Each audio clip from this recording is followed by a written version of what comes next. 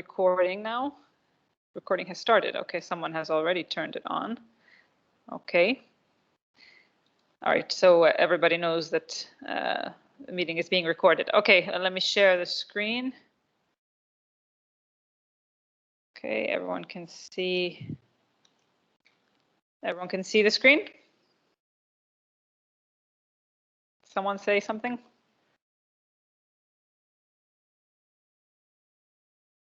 Okay, you guys can see the first slide? Someone say yes or no? Yes. Yes, okay, great.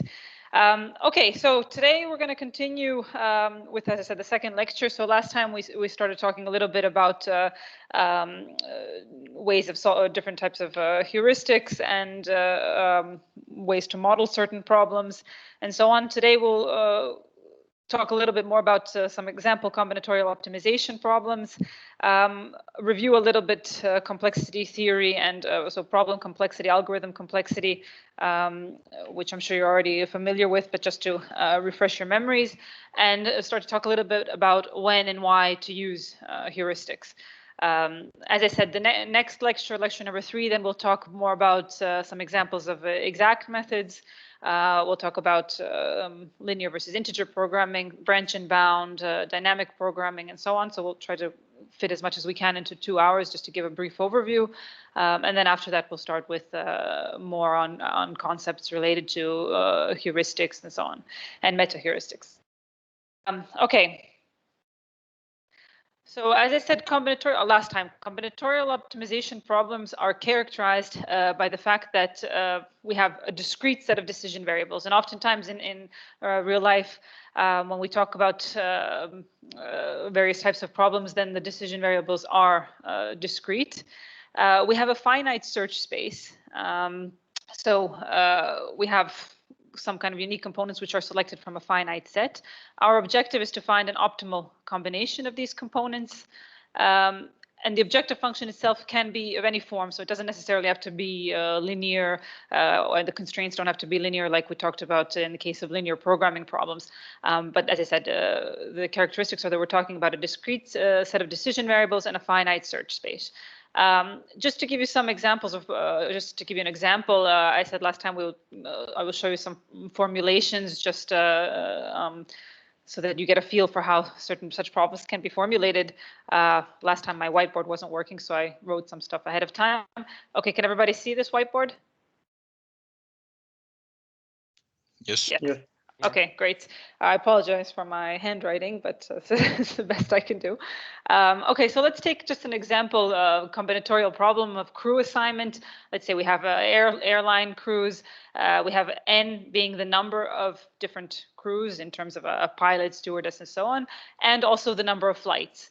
Our goal is to assign exactly one crew to each flight. So each flight has to have one crew, and one crew can be assigned only to one flight. We denote Cij as the cost of assigning crew I to flight J. And we introduce this binary variable Xij, which is equal to 1 if crew I is assigned to flight J or 0 otherwise. So our objective is going to be to minimize the overall cost of the assignment. And the idea is to now find an optimal assignment of crews to flights that minimizes overall costs. Now the question is, how to formulate this problem. So as I said, our goal is to minimize the costs. In this case, we would summarize across all crews and all flights. So going from 1 to n, I would go from 1 to n, and j would go from 1 to n. Xij, as I said, is a binary variable, so it's 1 if the crew is assigned to this flight, 0 otherwise. So we summarize all of the costs that correspond to the actual assigned crews. Otherwise, this is 0. Okay. By the way, when I move my pointer like this, can you see that? Yes. Okay. Okay. What would be now the constraints? So what is the constraint that we have to identify, or which constraints do we have to specify here? Any ideas? Based on what I said. Just The feel cost free. should be positive. Okay, the cost should be positive. Okay, all of these cost variables are positive. So all of the Cij costs are positive numbers. What is a constraint? Any other ideas? We need to make sure that there is exactly one crew assigned to each flight, so we need to sum over, say if the second index is for flights, so we need to sum over the second index on x's and say that's equal to 1. Mm-hmm. And that would be this, right? Right. Okay, so the sum of xij, so going from, so we're summarizing, we're taking a certain flight, so let's say j is 1, so flight number 1. We're summarizing all crews assigned to flight 1, so x11, x21, x31, and so on, and the sum of all of those has to be 1. So exactly one crew can be on a given flight, and we do this across all the flights, so j goes also from 1 to n. So this, by introducing this constraint, we're making sure that each flight has one crew assigned. What else?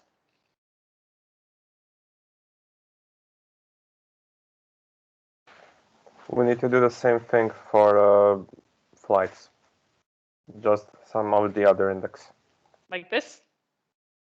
Yes.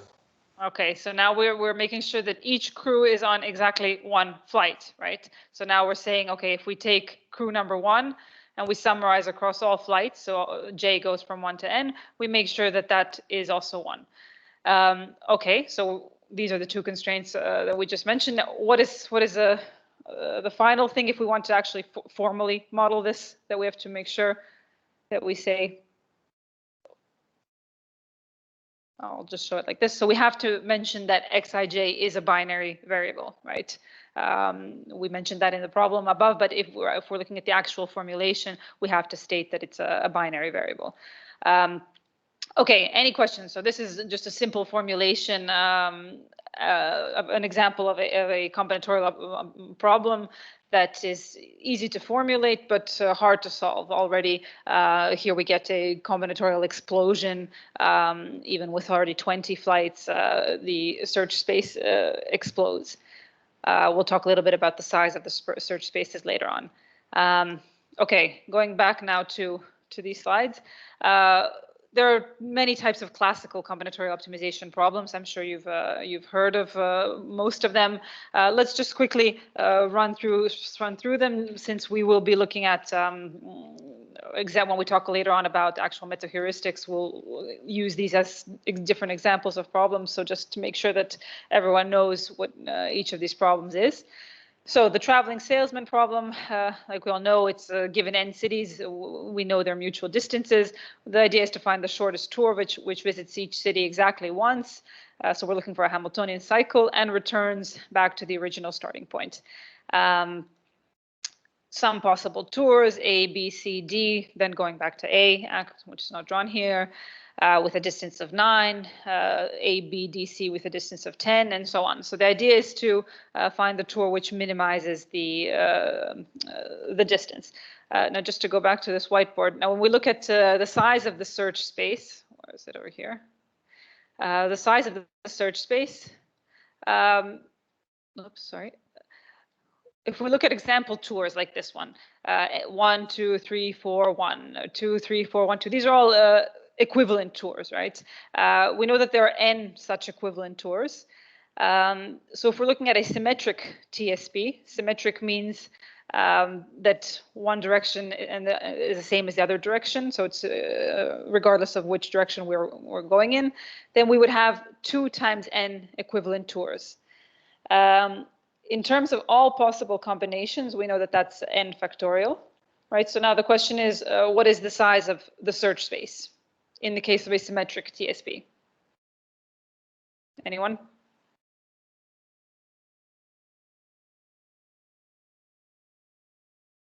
So we have all possible combinations. We have 2 times n equivalent tours if we're looking at a symmetric TSP. I assume this is clear, right? So these are all equivalent tours. What would be the size of the search space? N factorial divided by 2n. Exactly. So search space n factorial divided by 2n, or n minus 1 factorial divided by 2. What if it's an asymmetric TSP? So orientation does matter. What is the search? What is the size of the search space in that case? n minus 1 factorial. Okay, orientation matters. Okay, good. Let's go back to the slide. So that's that's how we get this, what it says on this slide here. Let me turn on the pointer. Okay, so if orientation doesn't matter, then this would be the size. And we just said if we're talking about symmetric, what would be the case? Okay. The satisfiability problem presents actually a fundamental decision problem in artificial intelligence. Given a certain Boolean expression, the question is, can we assign the variables in such a way, true or false, to make the whole formula evaluate to true? So we're actually given a function of propositional calculus in conjunctive normal form, and it's composed of m clauses. So these are the differences. In this case, we have 3 clauses. We have k Boolean variables, in this case 3, x1, x2, x3.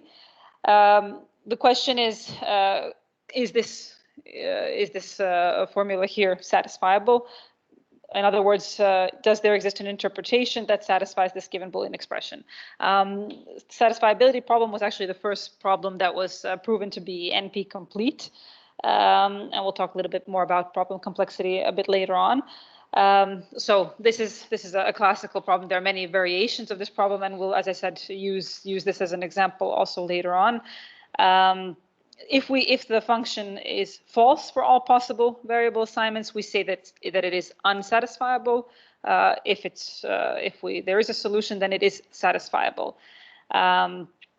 So there are many heuristics for solving satisfiability problems, even with tens of thousands of variables, millions of clauses, which are used in electronic design, planning, scheduling problems, etc. So stuff like binary search trees, backtracking, and so on have been used to efficiently solve even very large instances of these problems. Like I said, there are many variations. For example, the 3-sat, where each clause is limited to at most 3 so-called or these variables.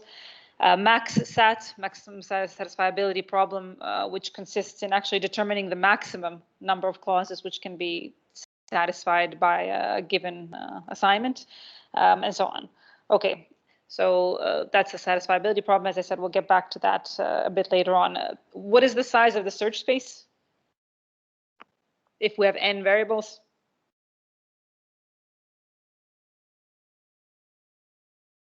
Someone?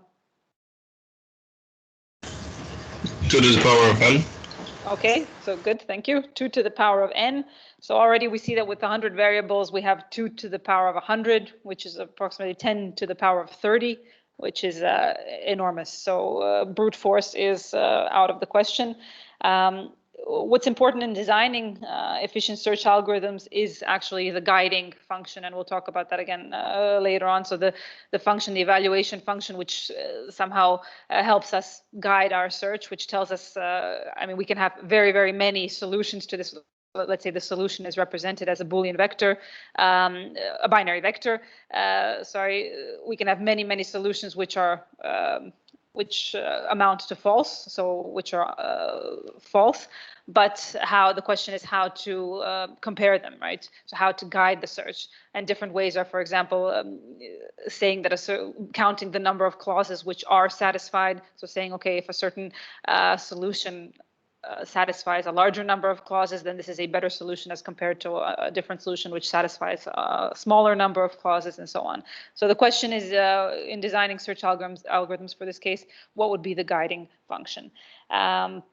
Different ways of assigning variables also can be, for example, assigning those variables which satisfy the most clauses, or giving preferences to satisfying small clauses, and so on. But I won't go into details now. Like I said, we'll get back to this later on. Okay, the knapsack problem, again, a well-known problem with very many variants. which given n objects in the simplest form, so given n objects in a knapsack of size C, each object has a certain value, Vi, and a size or a cost Ci, and the objective is to find the subset of objects which fits into the knapsack and has the maximum total value. As an example, let's say we have a knapsack of capacity 9. We have 4 different items. The question is which items to pick. They have different values, so 8, 6, 3, and 2, different costs or sizes. And this is, for example, one example where the total value would be 11, total capacity would be 9. How would we? I mean, the knapsack problem is another problem which is simple to formulate but difficult to solve. Let me just get to over here. Let's see how would we formulate the knapsack problem. So we have value Vi is the value of item I, Ci is the cost of the item, N is the number of items, C is the capacity. We introduce a binary variable Xi, 1 if the item is picked, 0 otherwise. So how would we formulate this problem? Objective function.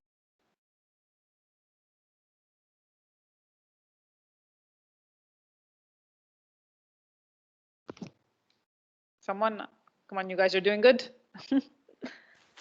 We would want to maximize the sum over Vi times Xy.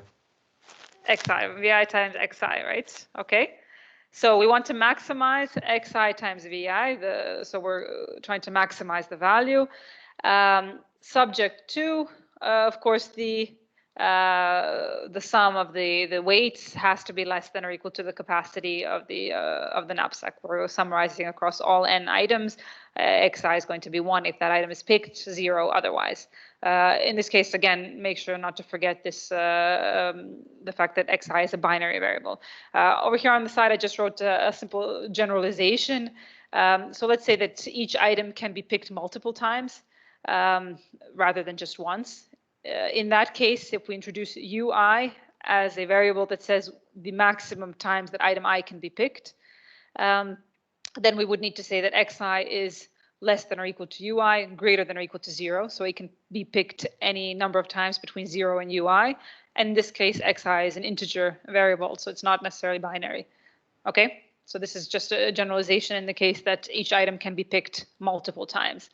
What is the size of the search space?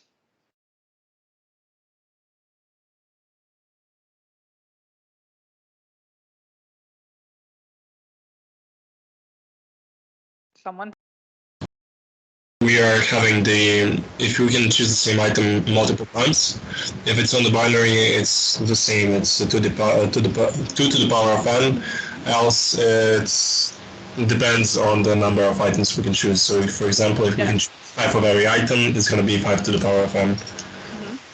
Okay, great, thanks. So an object, the size of the search space is going to be 2 to the power of n. What happened here? Something was missing half the picture. Okay, so some parts of this picture are missing. Maybe I can draw it again. The idea over here was just to actually show, oops. That doesn't matter. But anyway, what I wanted to show here, and I guess some parts are missing, the difference between, so the knapsack problem we said is the search space is 2 to the power of n. TSP we had was n factorial. If we look at this is size n going from 10, 20, 50 to 100. TSP, so the traveling salesman problem has a much larger search space. If we're looking at n up to 100 objects or variables, this is 10 to the 30th. Here we have already 10 to the 157th. So just to get an idea of how of the difference in size in terms of the search space. So again, this is the knapsack problem, 2 to the nth. This is TSP n factorial. Okay, one variant I wanted to show you just, let's say that we have a multi-choice knapsack problem. I don't know if you've come across this or have used this in any formulations. So let's say that items are subdivided into n classes. So we have n classes. One item must be picked from each class. So in each class we have multiple items. So class I will have Li items. our total capacity is C of the knapsack. N is the number of items. Why do we have, okay, N is the number of items that, yes, that we have to pick, right? So we have to pick exactly one from each class. Xij is 1 if the item is chosen or picked, 0 otherwise. So now the question is, how would we formulate this objective function? Any ideas? As compared just to the what we had previously, the basic knapsack problem.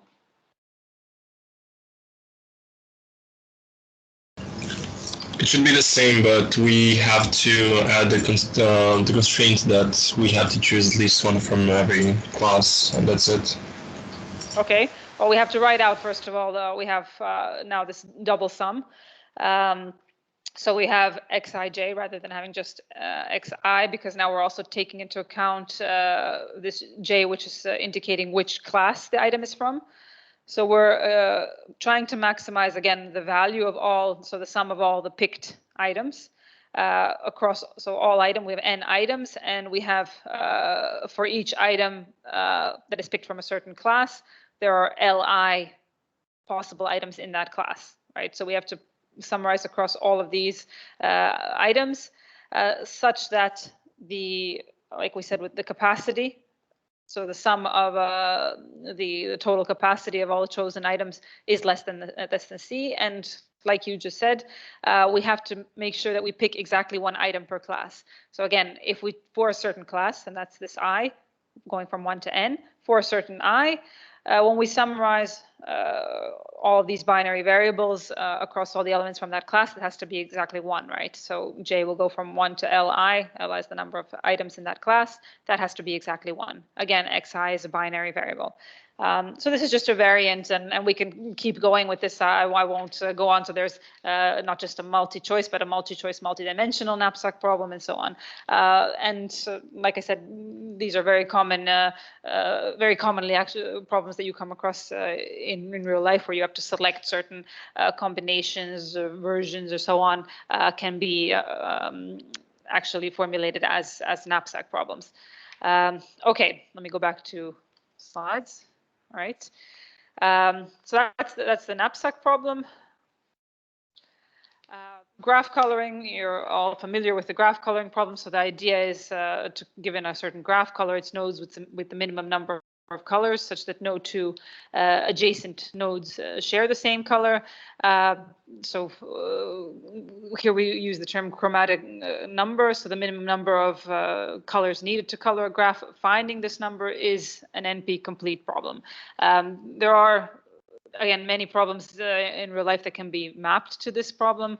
Sometimes it's not so intuitive, and I'll give you later on in the course some examples, such as, for example, assigning different wavelengths to an optical network and so on. So some problems which are not so intuitively mapped to a graph coloring problem, but which can then be solved in this case. But as I said, so the problem of finding this chromatic number or this minimum number of colors needed to color the graph is an NP complete problem. Minimum Steiner tree, I don't know if you have heard of this problem. So the minimum Steiner tree problem is defined such that given a graph, like we're shown here, and a subset of nodes in the graph, so in this case, these are the nodes which are colored with full color, so B, C, and H. A Steiner tree is a connected and acyclic subgraph of G, which spans all of these nodes, so in D. We call these actually destination nodes, so B, C, and H. And we're actually looking for a minimum spanning tree between those nodes, given this entire graph. These nodes, which will be included in the solution in the end, in this case D, F, and G, are called Steiner nodes. And we'll see that this also is a hard problem to solve. Okay. Excuse me. Yes. Go ahead. I have a question about this slide. As I understand, this is the minimum spanning tree problem. The Steiner tree is something else.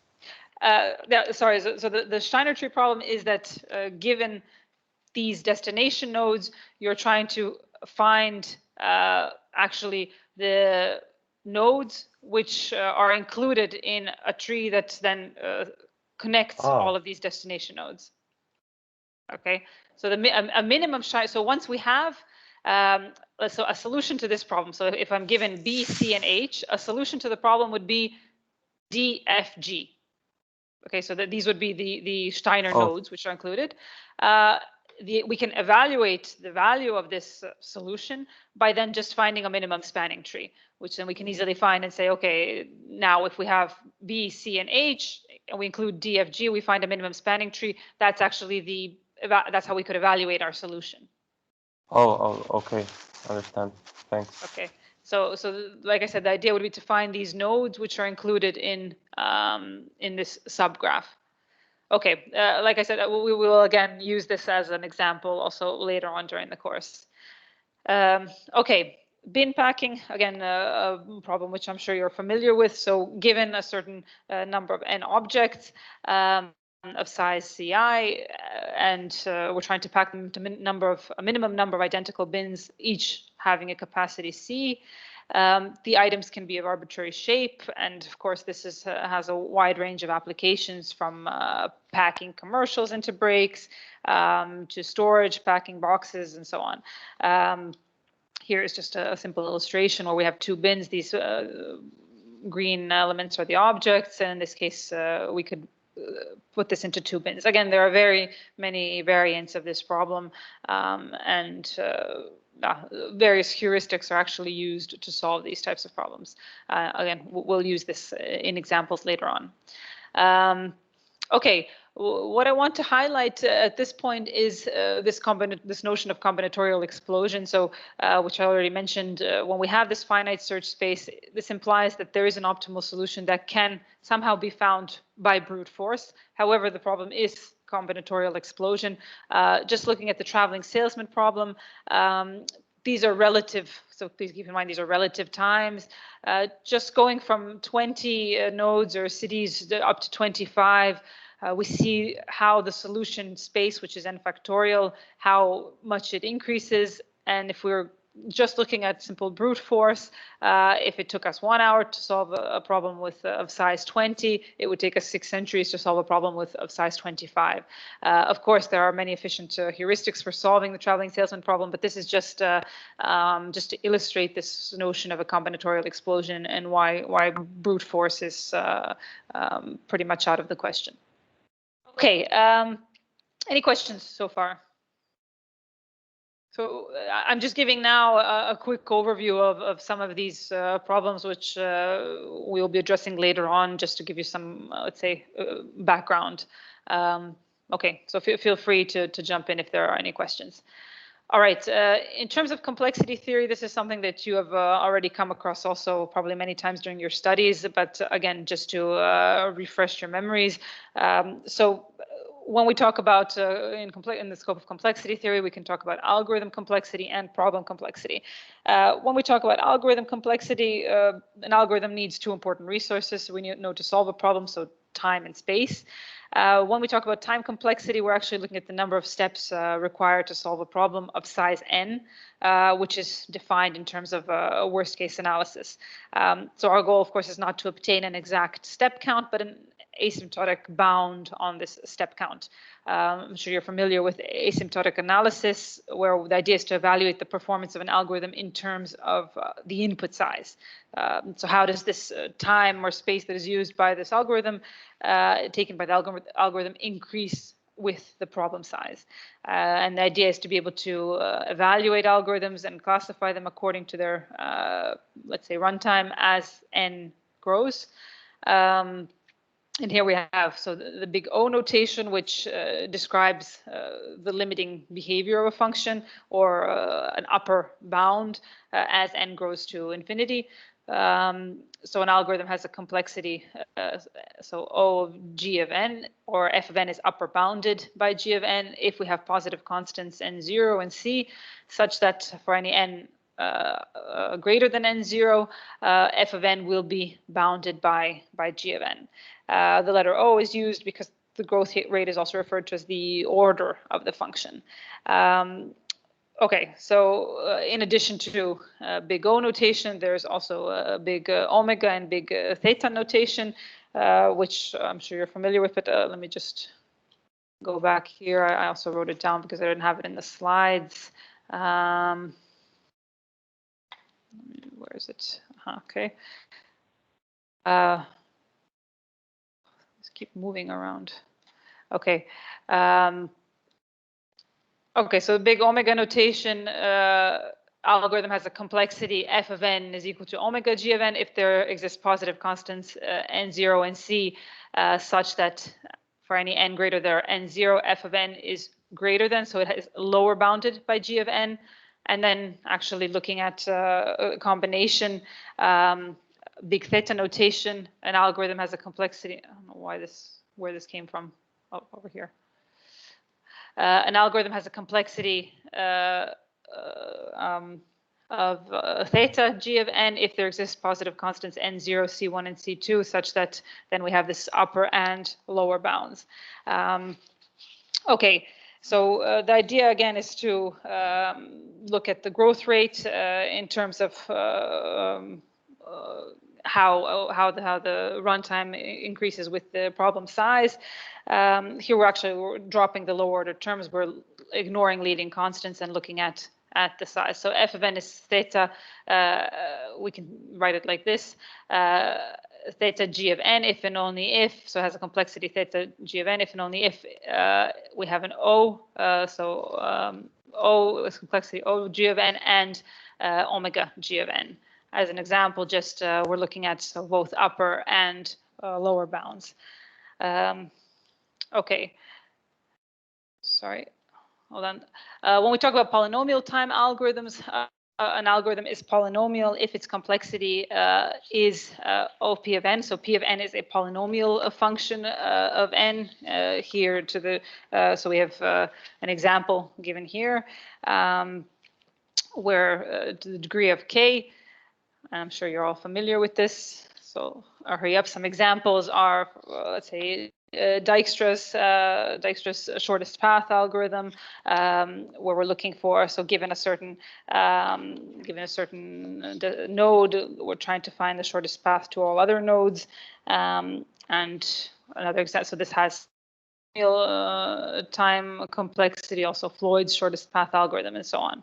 On the other hand, an exponential time algorithm has a complexity of c to the n.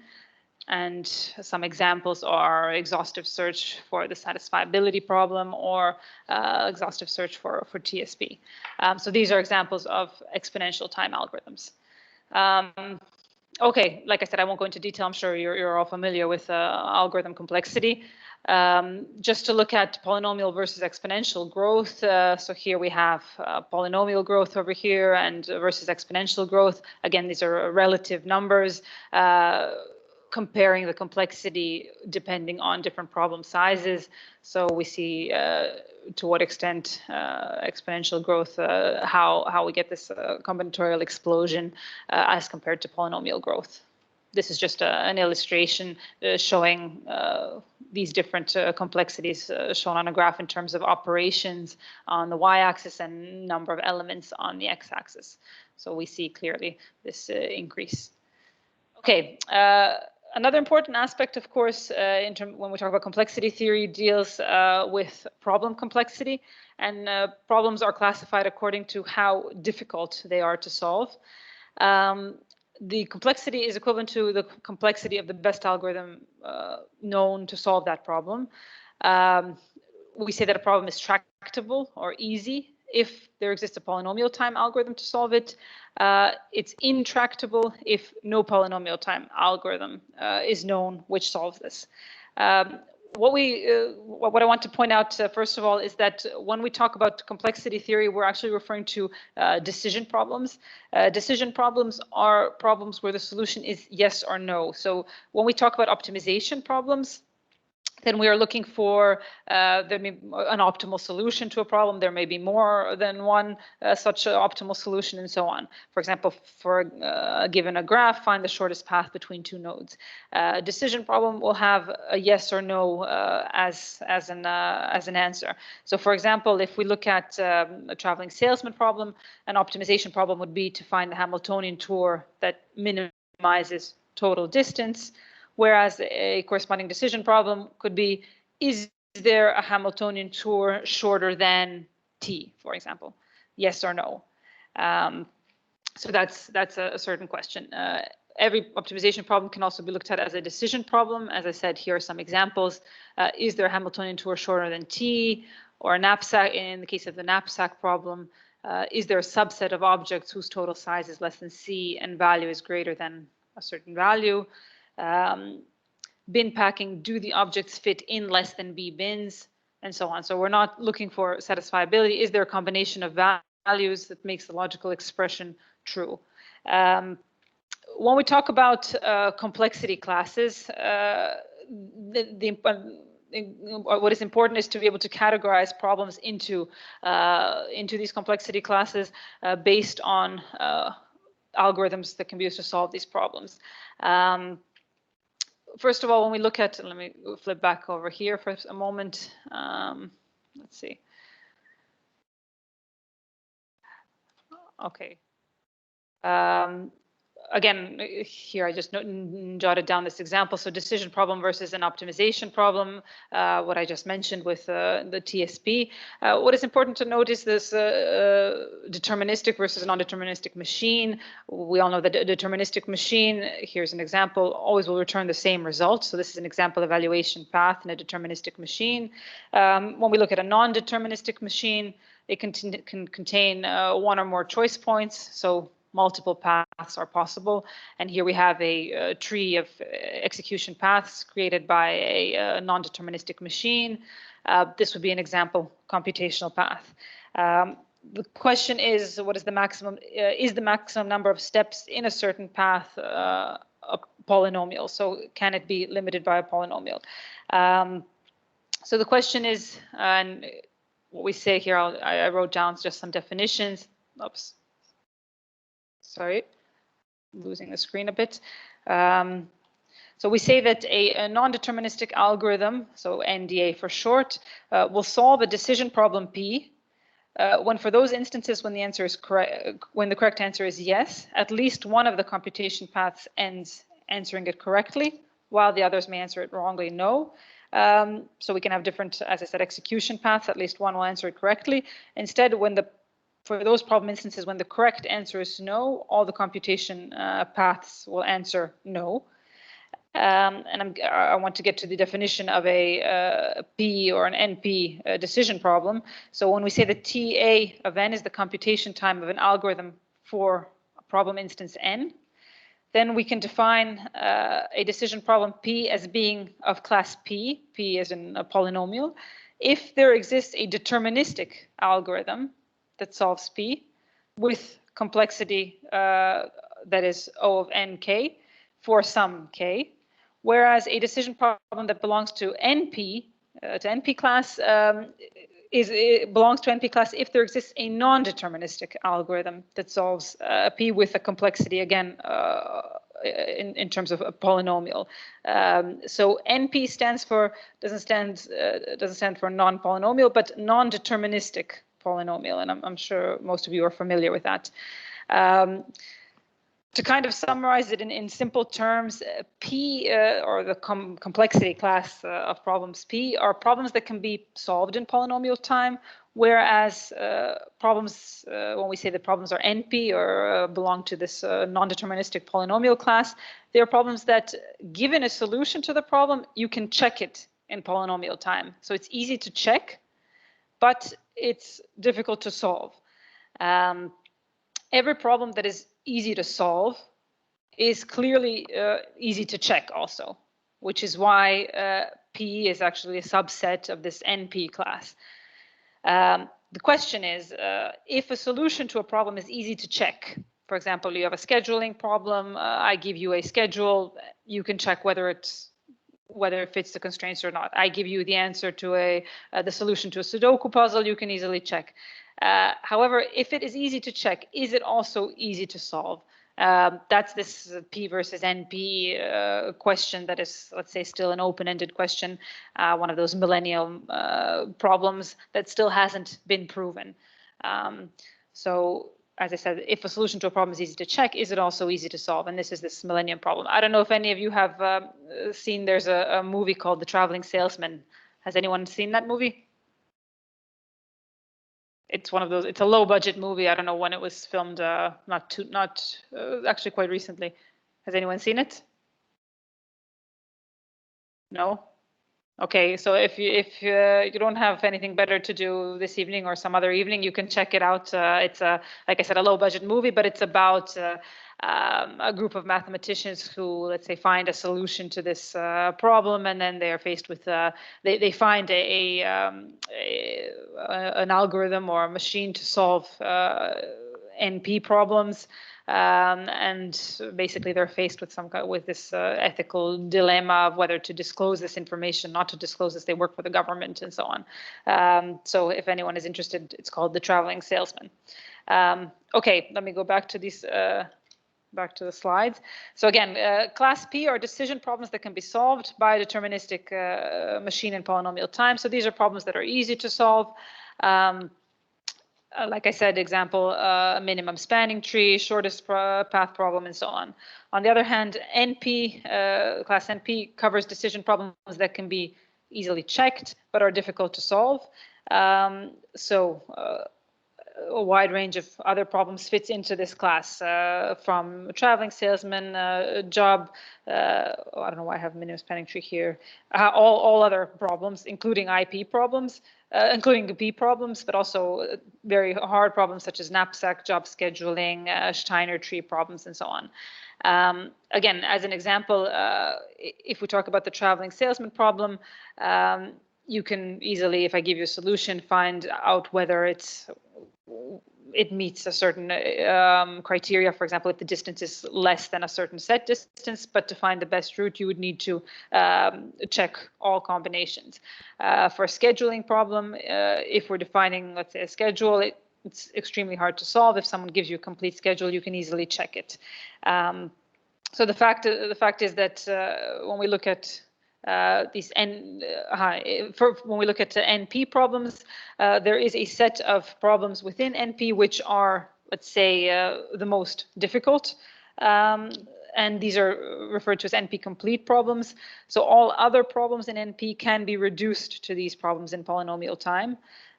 If a polynomial time algorithm were to be found for any of these NP complete problems, such as satisfiability problem or so on, it could then be used to solve all problems in NP, in which case we get back to this dilemma of whether P is equal to NP or not. So this is this question, which still hasn't formally been proven. So if we find an algorithm that can solve any NP complete problem in acceptable time, we could solve any NP complete problem. Okay, let's see. I'm trying to check if there was anything else I wanted to say. Are there any questions at this point?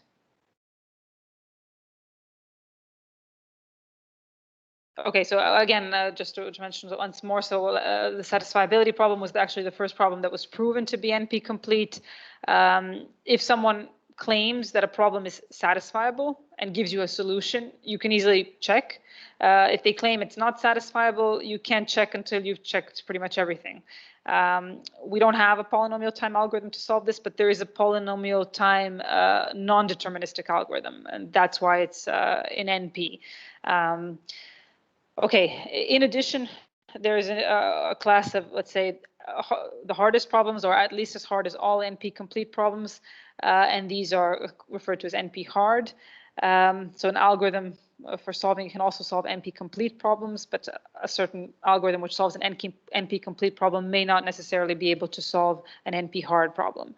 When we talk about the NP hard problems, they can be any kind of decision, search, optimization problems. And again, this question, sorry, let me move this so you see. This question is whether, again, P is equal to NP, meaning it's also equal to NP complete. But again, this is a subset of NP hard problems. In this case, we come to cases where we use heuristics to solve such problems. The classical examples of NP-hard problems are various scheduling, such as flow shop and job scheduling problems, various assignment problems, location facilities, data clustering, graph partitioning, vehicle routing, set covering, knapsack problem, bin packing, and we've mentioned quite a few of these already. Okay, so this was just to give a brief overview or refresh your memory about algorithm and problem complexity. I suggest we take a break. I see it's already 3 o'clock. We take a break for 15 minutes and then we can continue, if that's okay with everyone. Maybe if whoever is, okay, let me stop sharing the screen. If we can stop recording now. Let's see, stop recording.